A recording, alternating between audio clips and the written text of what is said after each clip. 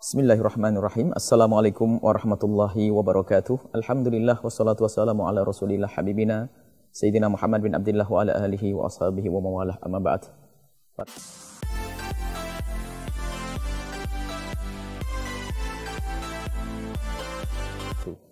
Akan tapi kan Nabi yang mengajarkan kita untuk selalu waspada. Bahkan sampai hari ini pun biarpun negara aman masih sunnah loh kita main kuda sama main panah. Biarpun negeri sudah aman, tentram. Maka di situ ada sir dari baginda Nabi bahwasanya orang mukmin harus selalu siap siaga. Dan bukankah seorang al-mu'minul qawiyyu itu habbu aqrabu ilallah ya, lebih dicintai oleh Allah Subhanahu wa taala. Kira-kira alangkah apa himbauan dari antum agar kita itu senantiasa waspada, dan kewaspadaan itu sendiri adalah termasuk dikatakan ribat kita untuk mempersiapkan peperangan itu sendiri dalam peperangan.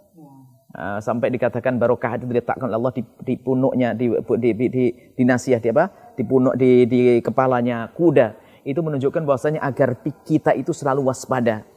Mohon diberikan wawasan kepada kami tentang apa sih yang harus kita ambil sekarang dari kewaspadaan tersebut dengan cara seperti apa? Terima kasih Bu ya.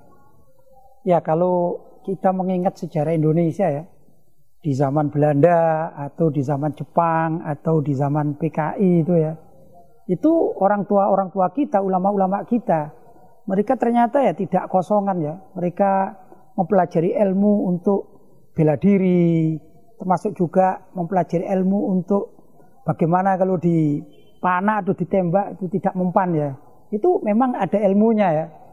Ya mungkin kalau zaman sekarang dikatakan ilmu kanuragan lah begitu ya. Itu kalau kita melihat ada setback ya, itu di zaman Nabi Muhammad SAW. Saya baca di kitab tafsir Al-Qurtubi, itu tatkala turunnya ayat wa ja'alna min baini aydihim saddan wa min khalfihim saddan fa asyainahum fahum la yubsirun. Ayat itu turun, ada satu riwayat itu disebut dalam kitab Al-Qurtubi ya, tafsir Qurtubi, bahwa Abu Jahal bersama kawan-kawannya waktu itu bisa dikatakan akan membunuh Nabi. Kemudian Abu Jahal itu membawa batu. Tatkala Abu Jahal ingin melempar Nabi, tapi batu itu jatuh. Kemudian diambil oleh salah seorang dari kelompok mereka dari Bani Makhzum. Kata si yang ngambil ini, aku akan lempar itu Muhammad dengan batu ini juga. Ya. Ternyata setelah diambil tidak kuat juga, tidak bisa. Gitu. Dan Rasulullah SAW mengambil debu, kemudian belum membaca itu. Wa ja'alna min baini aydihim saddan wa min khalfihim saddan fa asyainahum fahum la yubsirun. Kemudian ditaburkan di kepala mereka. Kemudian mereka tertidur dan Nabi lewat aja gitu. Ini kan lepas dari itu adalah mukjizat Nabi, tapi ajaran ini, satu ajaran ternyata ada doa-doa khusus. Jadi bagaimana kalau doa-doa itu diajarkan lagi ya di pesantren-pesantren? Ini kan sunnah gitu. Bahkan Sayyidina Khalid bin Walid di dalam sejarahnya, beliau kan suatu saat dalam peperangan, tiba-tiba peci beliau ini jatuh. Udah beliau minta kepada pasukannya, cari peci saya itu. Cari sampai ketemu. Ternyata bukan peci yang bagus, pecinya itu sudah lama, kusam. Setelah ditanya, kenapa? Oh, aku selipkan rambut Nabi di sini, dan sejak aku pakai ada rambutnya ini ternyata Allah selalu memberikan kemenangan tatkala aku berada di medan laga kan gitu. Ini luar biasa. Nah, ada ilmu kanuragan yang bisa dipelajari dan ada ulama-ulama khusus yang mempelajari ini. Dan ini bukan suatu kesyirikan. Maka doa yang dari Al-Quran, dari hadis, dari para ulama memang ada ajarannya. Memang kita tidak boleh sembarangan ya, Bu ya. Kalau nanti ngambil dari ajaran yang macam-macam ternyata udah kesyirikan, naudzubillah min dzalik ya. Ini perlu. Jadi ilmu kanuragan menurut saya sekarang memang harus diajarkanlah, dikembalikan kepada basicnya pesantren, majelis taklim kan gitu ya. Tanpa kita untuk berusaha mencari lawan, bukan, tapi kita untuk penjagaan. Ya. Artinya memang harus mengambil sebuah kewaspadaan ya. Betul, mungkin bisa kita maknai dari yang antum sampaikan, tidak cukup kita itu membuat penjagaan dengan mengandalkan kekakaran tubuh kita ya. Betul. Itu kan cara zahir, belajar ilmu silat bela diri. Akan tapi harus nyambungkan kita dengan Allah dengan memperdalam doa-doa tersebut yang diajarkan oleh para ulama-ulama yang benar ya. Betul. Bukan asal-asal nanti. Bukan asal. Artinya memang inilah mungkin yang perlu kita hadirkan kembali, wahai para pemirsa dimanapun Anda berada. Yang pertama adalah perlu kita itu adalah memberikan bekal kepada kita dan anak-anak kita ilmu secara zahir, ilmu silat, ilmu apapun, ilmu panah, ilmu pedang dan sebagainya.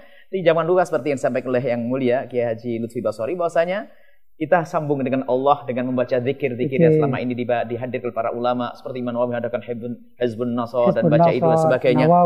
Dan itu akan menjadikan kekuatan Allah berikan kepada kita. Intinya adalah sambung kepada Allah dengan berzikir secara khusus. Saya ingat satu ayat Allah berfirman, "Idz yastaghithuna rabbakum fastajaba lakum anni mumiddukum bi alfin minal malaikati murdifin." Ya.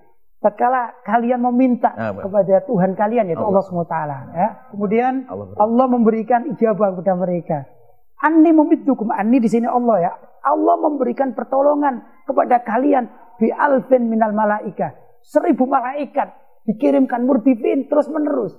Ini kalau kita istighotsah minta kepada Allah, kekuatan apa saja, malaikat. Allah akan beri. Ini bukan hanya jin yang bisa dimainkan oleh orang, ini malaikat dikirimkan oleh Allah SWT. Kita menghindari bantuan jin, tapi kita minta kepada Allah bantuan malaikat.